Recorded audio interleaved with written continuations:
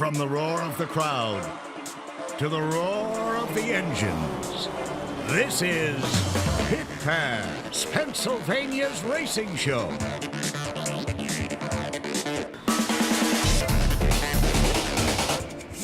Pit Pass features all your favorite tracks, interviews, highlights, thrills and spills. And here are your hosts, Ron Fox and Jan Miller. Hello and welcome to another edition of Pit Pass here on WHVL. Now today I'm going to take you to a section of a museum that's dedicated to the history of auto racing in western Pennsylvania. Also, we have highlights from Selinsgrove Speedway, which we went to on Saturday night. Now on Friday, Roaring Knob Motorsports Complex hosted the Ernie Jones Memorial. The super late models went topless in twin 22-lap feature events. Now the 22 is significant because that was Ernie Jones' race car number. Now Ernie accomplished a lot not only behind the wheel, but also in helping his brother Rick in running a number of racetracks. Yes, and this is a great way for Rick Jones, the owner of Roaring Knob Motorsports Complex, to honor his late brother.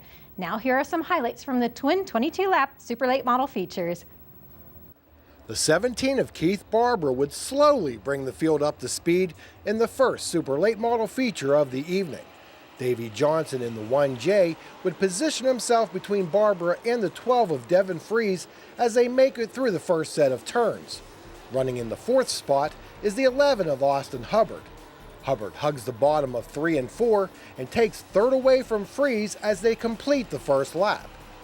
Hubbard would get by Johnson for the second spot, and as they raced for the position, tried to chase down Barbara, who had began to encounter the tail of the field.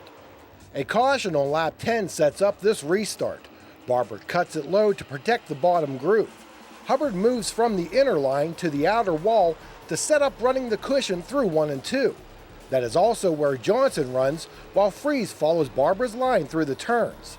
The top 4 cars would run similar lines through 3 and 4, while Barbara maintains about a 5-car length advantage over Hubbard. A 5-car pileup would bring out the yellow with 15 laps completed. This restart looks similar to the one 5 laps before. Joining Hubbard and Johnson running the top line is LC Powers in the 50, who challenges Fries for the 4th position by running to his outside as they start down the backstretch. Running in 6th is Jared Miley in the black and white H1. The top 5 retain their positions as they complete another lap.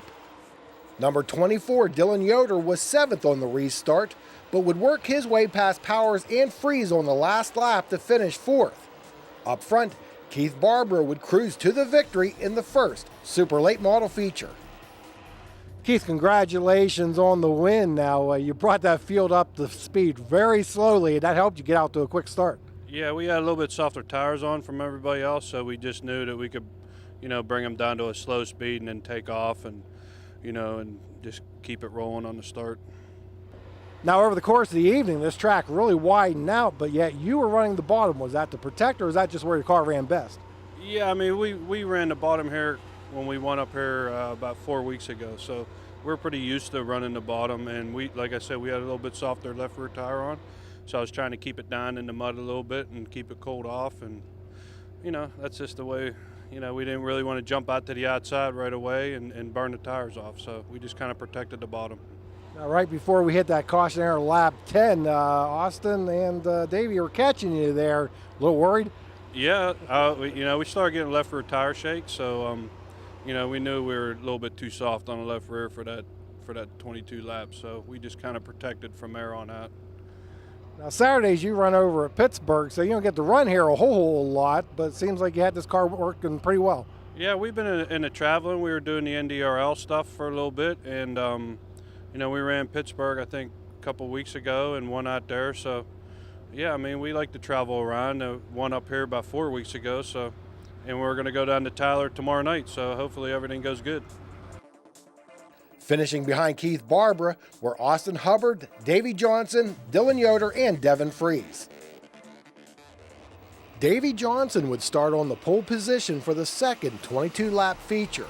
Austin Hubbard has a slight advantage over Johnson heading into turn 1 and clears Johnson by the time they exit 2. Battling for third is the orange and white 24 of Dylan Yoder and Devin Fries in the number 12.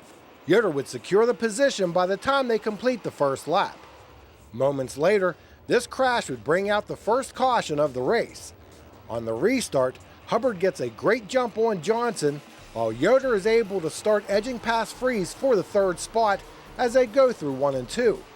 Jared Miley works to the outside of Fries as they race down the back chute. As they work their way through turns 3 and 4, Miley is able to take fourth place away from Fries as they complete lap number 2. Another caution with only 3 laps down sets up this restart. Hubbard jumps out to a big lead over Yoder and Johnson. Yoder works the outer groove to retain second. Johnson, Fries, and Miley run in the third through fifth positions. Miley works under Fries through turns 3 and 4 to take over the fourth spot. The race would go green the rest of the way. Yoder could not close on Austin Hubbard, who goes on to take the win in the second super late model feature. Austin, congratulations on the win. You got that quick jump on Johnson, and it was smooth sailing from there, it seemed. Yeah, I pretty much assumed that with that if whoever got the lead there in the first turn, it was gonna be tough to beat them. Not that its track wasn't good, but air's a big thing here. It's dirty out in West Virginia air-wise on the track, so it was important to get a good start. I didn't really think we had that good a start, but we got it initially, and then it started pulling pretty well down the straightaway, and we got wheel to wheel with them into one, and it was kind of a lot like the heat race, but I just had the outside lane had a little bit more room to get a better angle into 1 and 2 and get the drive off. So, I mean, yeah, there wasn't a whole lot of drama from there. It seemed to go pretty easily, and it's rare that it goes that way, so I'm definitely tickled about that. I was going to say, you got through that lap traffic pretty easily. He couldn't gain on you. Yeah, lap traffic's never fun when you're leading, but you can't have mercy on lap traffic. That's one thing I've learned from racing around. I mean, you don't got to go out of your way to wreck them or anything, but it's on them to lift, that's for sure. So everybody raced me good, gave me plenty of room when they saw me, so I can't complain about that. But, I just wanted to make sure I made good choices and kept from doing, dumb things and wait for them to give me a hole to slide on by. Now, what do you think about this format with the 2 laps qualifying, and that determines where you start in each of the heat races and running that second heat race before the second feature? I've done some races like this before where they've had, but usually it's a 3-day show and you qualify Thursday, and one's for Friday and one's for Saturday. So it's definitely it's different, but you never know what you're going to be coming to as far as going to dirt races. They always got a crazy format or something wild to keep them different. So we just roll with the punches. I thought it was a good idea. I was pretty indifferent whether we raced 1 for 5 or 2 for 2,300. It didn't really matter to me. I figured it was just another chance in case we butchered the first one. 4 of the top 5 in the first race finished in the top 5 in the second feature. Now, later on here on Pit Pass, we will go back to Roaring Knob Motorsports Complex for more highlights from Friday evening. But up next, we go to the Senator John Heinz Historical Museum for our first look at their auto racing display, right after these messages. Pit Pass is brought to you by Milheim Small Engine, your local Husqvarna dealer, located just 1 mile west of Milheim. Pocono Raceway, the Tricky Triangle. Visit PoconoRaceway.com for tickets. And by Seagram's Escapes. Color your summer. What is it that makes a Husqvarna dealer a Husqvarna dealer? Well, just look close at the engineering in our outdoor power equipment. We're known for high performance and reliability in everything we make. So is it any wonder your Husqvarna dealer is also known for high performance and reliability in everything they do? With a nationwide network of Husqvarna dealers, there's one just around the corner. Milheim Small Engine and Hardware is located just 1 mile west of Milheim.